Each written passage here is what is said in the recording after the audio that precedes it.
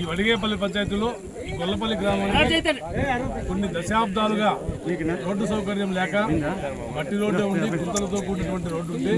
ఇక్కడ కూటమి ప్రభుత్వం సహకారంతో మన మంత్రివర్యులైనటువంటి సవితమ్మ గారి ఆధ్వర్యంలో ఆమె సహకారంతో ఈ ఊరికి రోడ్డు వేయాలని చెప్పి 4 రోజుల ప్రపోజల్ పెట్టడం, 2 రోజుల్లోనే స్టార్ట్ కావడం, ఎలక్షన్లో ఇచ్చినటువంటి హామీలో భాగంగా ఈ ఊరికి రోడ్డు వేస్తున్నాం.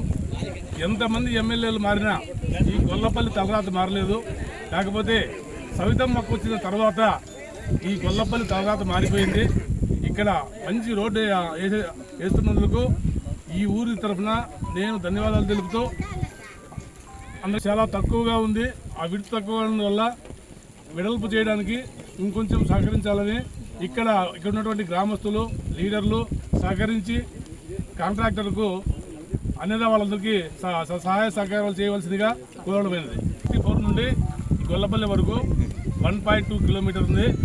దీనికి 99 లక్షలు శాంక్షన్ చేయడం జరిగింది.